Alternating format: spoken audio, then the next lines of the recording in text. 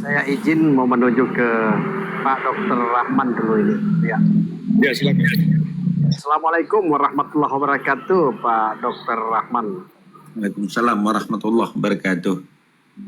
Ya, tentunya salam kenal. Konteks perdana bila mana ini perdana modulasi langsung ke Pak Dokter. Bila mana sudah pernah sebelumnya salam isi ulang tentunya. Saya teringat teman saya yang di sekitaran Impres sana yang dulu sama-sama di NDBM musik Ya. daerah Makassar. Apakah Bapak? Ya, saya ketuanya. Masya Allah. Saya Ismail Daima Paruka, Pak Rahman. Iya. Masya Allah. Alhamdulillah, saudaraku. Si runtuh si tawekwe. Iya. Dede. Masya Allah. Untuk saya cukup Buya, saya sudah temukan saudara saya kembali. Kebetulan di... Ya, Bapak Rahman ini juga komandan dahulunya daripada Bunda Dharma ini. Oh iya benar. Ini ketua saya ini Buya, Guru. Di salah Saya satu komunitas alhamdulillah yang ada di dalam Palu. organisasi sosial diberi amanah untuk memimpin juga kerukunan keluarga Sulawesi Selatan. Benar. Sempat juga ketemu terakhir di kantor gubernur sewaktu masih Pak Judi, Pak Rusdi Mastura. Siap. Terima kasih Pak Dokter. Alhamdulillah. Iya.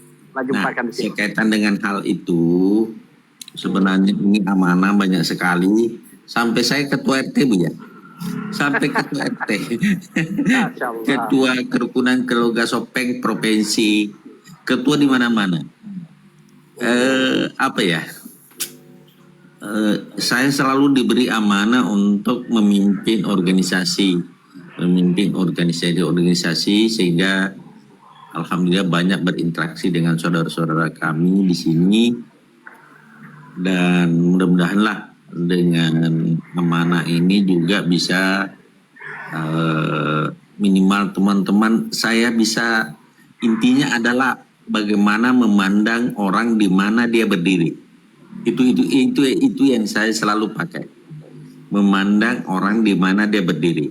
Jangan memandang orang di mana Anda berdiri. Kalau Anda memandang di mana Anda berdiri, maka semua orang tidak benar. Tapi kalau kita memandang di mana orang berdiri, barangkali pemahaman sampai di situ.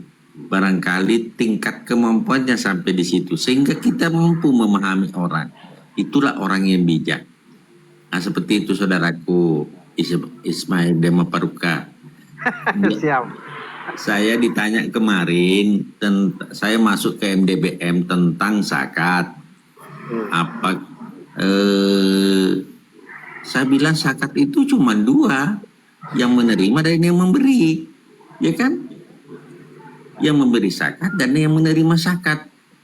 Tetapi kalau misalnya dia mau bohongi dirinya sendiri, dia makan nasi beras, baru dia bayar jagung, itu baru salah.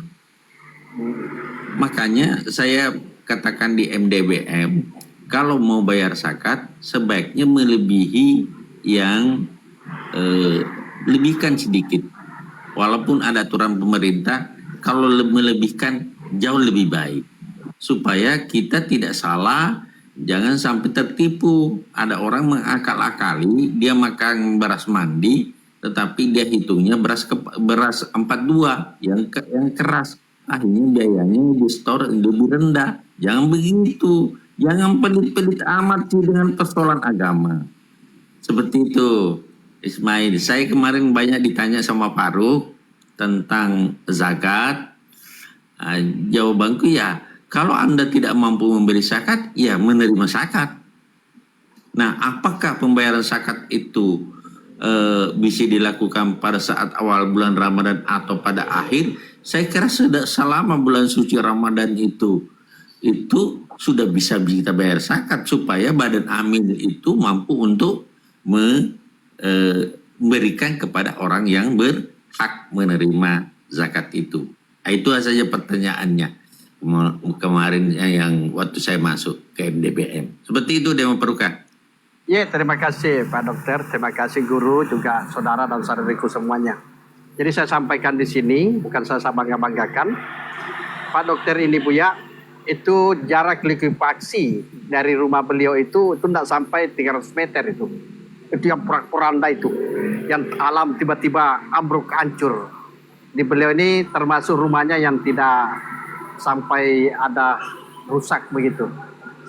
Luar biasa. Allah memberikan pertolongannya ini kepada hamba-hambanya. Luar biasa.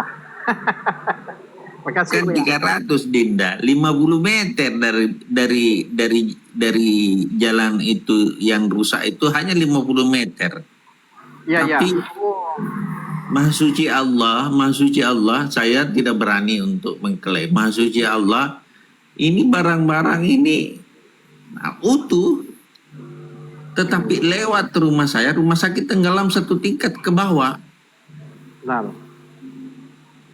Nah, ini saya tidak tahu. Wallahu a'lam bishawab. Ini bukan ranah saya. Ini ranah saja anasrullah wal. Ini pertolongan Allah yang saya tidak tahu. Seperti Jadi, itu. sekeliling tempat tinggal beliau ini boleh dikata Hancur ambruk. semua. Termasuk rumah sakit di mana tempat beliau, saya tahu persis. Iya. Itu ambruk itu Buya, rapat. Nama Allah beri pertolongan, Masya Allah. Melewati rumah. Belakang, depan, samping, kiri, kanan. Iya, jalan kelor hancur. Jalan cuma Tuduri hancur. Takut Jalan tadi salah menerka, jadi lebih baik saya bilang 300 meter. Tapi ternyata sekitar 50 meter kurang lebih jarak likuifaksi itu. Makasih Buya, makasih. Inilah kebesaran Allah ini. Iya. Silakan Bapak Umar. Cukup guru, lupa saya nggak dia. Mohon maaf ya. Di sini sedikit lagi mau hujan ini, gelap. Jadi sidang isbat maghrib tadi dilihat ada di Aceh menunjukkan di situ sudah mencapai kesempurnaan 3,1. Tetapi masih ada di daerah lain seperti Sumatera Barat yang di pada Panjang itu masih 2,5 derajatnya. Sementara di Jakarta Barat, Jakarta Pusat, Jakarta Timur masih menduduki 2,4. Belum maksud kepada minimal derajat daripada hilal tadi itu, yang minimalnya kan 3. Sehingga itulah pada maghrib tadi dilihat ada ditutup awan, maka kepada Bunda tadi ada saya setelah maghrib tadi itu saya WA, lebaran itu hari Sabtu. Lebaran hari Sabtu karena masih ada segumpal awan yang menutupi tadi itu. Maka alhamdulillah juga yang ditetapkan oleh pemerintah pada hari Sabtu. Nah, bagi saudara kita, saudari kita yang lebaran besok, kami mengucapkan mohon maaf lahir batin dan selamat lebaran. Insya Allah diterima amal ibadah kita semuanya dan diampuni dosa kita dan terlahir kembali sebagaimana bayi yang baru dilahirkan. Amin. Disinilah saling kita menghormati. Karena apa? Karena Muhammadiyah melihat daripada suatu global. Sedangkan dalam kita bentuk ini adalah bentuk astronomi dan ilmu falak. Di situ harus menunggukan suatu kepastian dahulu. Sedangkan global tadi itu walaupun di Arab Saudi, walaupun di Palestina, di Turki sudah adanya hilal tampak, maka itu telah ditetapkan, itu namanya kalender global yang diterapkan oleh saudara kita Muhammadiyah. Maka itu tidaklah bertentangan. Walaupun pemerintah menjatuhkan kepada hari Jumat besok pun lebaran tetap juga sah. Tetapi di situ kan hilal masih terhambat, maka dijatuhkan kepada hari Sabtu. Maka telah disepakati ulama kita pada hari Sabtu. Alhamdulillah. Nah, kita masih puasa besok itu. Jangan nggak puasa pula. Mama nanti bikin kue-kue itu dicicip-cicip pula itu. Ini mama ini. Saya sedikit Bu ya. Saya puasa sebenarnya hari Rabu. Sehingga Berarti besok Bapak lebaran itu. saya puasa, saya insya Allah dengan izin Allah kalau diberikan umur kesehatan saya lebaran besok. Karena kalau saya puasa besok 31. Ya 31 betul. Tidak bisa saya 31. Makanya saya betul. sekeluarga mohon Maaf lahir batin, minal aidin wal faizin. Insyaallah besok saya sudah lebaran di masjid itu, kebetulan ada Masjid Muhammadiyah di situ. Ini memang menjadi suatu tidak perlu dipermasalahkan, 1 derajat, 2 derajat, 3 derajat. Yang saya pahami bahwa 1 derajat adalah bulan, 2 derajat adalah bulan, 3 derajat adalah bulan. Ini yang bingung saya, kenapa 3 derajat baru dia katakan bulan? Padahal berdasarkan ilmu, kalau kita maaf Ibu ya, saya tidak bertentangan dengan pemerintah, saya silakan ati Allah ati Rasul ulil amri minkum. Pada saat 1 Muharram itu sudah ditetapkan berdasarkan hilal, perhitungan astronomi, berdasarkan tidak pernah diprotes. Pada saat Isra Mi'raj, pada saat Maulid Nabi Muhammad itu sendiri sudah ditetapkan, itu tidak pernah diprotes. Tapi pada saat bulan Ramadan kenapa harus 2? Jadi ya saudara-saudaraku seiman seakidah, tidaklah kita bertentangan, cuman jangan sampai dipolitisir umat-umat lain bahwa umat Islam terpecah-pecah. Tidak seperti itu. Artinya masing-masing punya dasar. Ruqyah dan hilal itu memang berbeda dalam melihat itu, dengan menghitung itu berbeda. Menghitung perputaran bulan mengelilingi bumi dan bumi mengelilingi matahari itulah kalender, sedangkan bulan mengelilingi bumi itulah yang kita ada Ramadan dan sebagainya. Nah, itu sudah melalui perhitungan oleh orang ahli.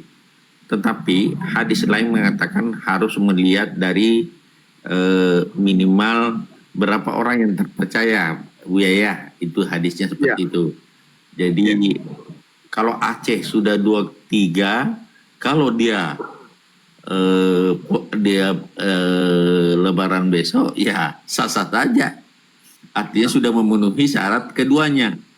Tetapi ulil amri kita mengatakan seperti itu, Menteri Agama ada juga mengambil syarat begini, tidak lebaran besok tapi tidak puasa juga besok. Jadi itu juga ada yang begitu Bu ya. Jadi tidak lebaran besok tapi tidak puasa besok karena dia sudah 31 puasanya, karena sudah terlanjur puasa hari Rabu. Dia bukan puasa hari Kamis, seperti itu.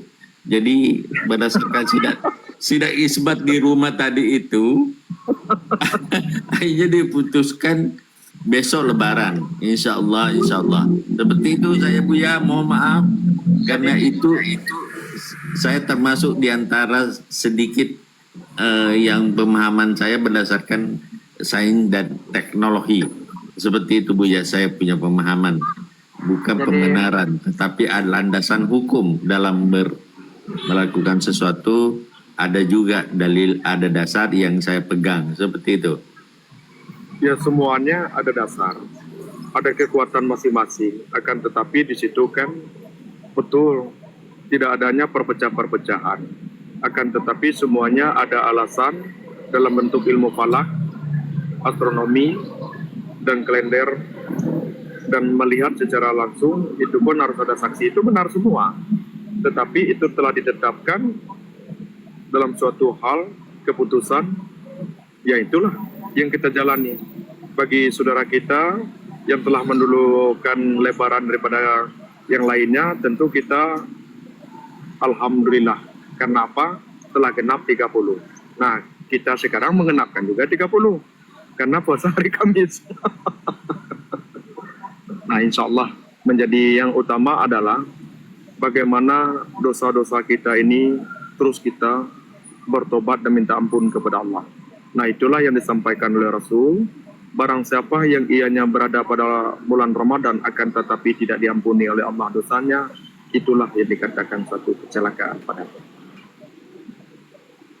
Jadi yang dikatakan malam Lailatul Qadar itu adalah malam pengampunan.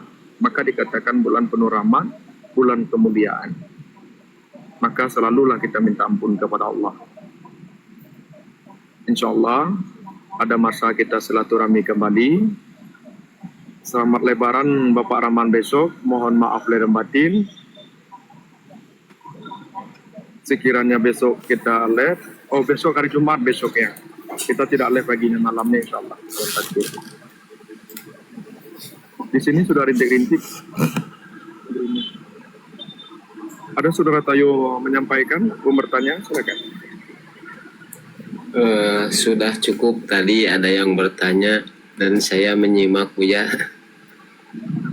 Selamat istirahat dan mohon maaf lahir dan batin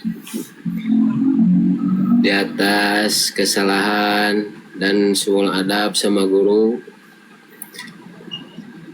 Itu saja yang saya sampaikan. Iya. Sama-sama. Dan mohon maaf juga buat bapak-bapak dan bunda-bunda semuanya. Assalamualaikum warahmatullahi wabarakatuh. Waalaikumsalam warahmatullahi wabarakatuh. Jadi janganlah kita merasa bermakrifah, jangan kita merasa usul kepada Allah, jangan kita pernah merasa lebih baik daripada makhluk Allah, jangan pernah kita itu berniat buruk kepada makhluk Allah, jangan kita merasa arubillah dan wali Allah, jangan kita merasa dekat dengan Allah, jangan pernah kita itu sekali-kali jangan kita menyakiti hati orang lain. Karena apa? Karena perkara itu dapat menggugurkan amal.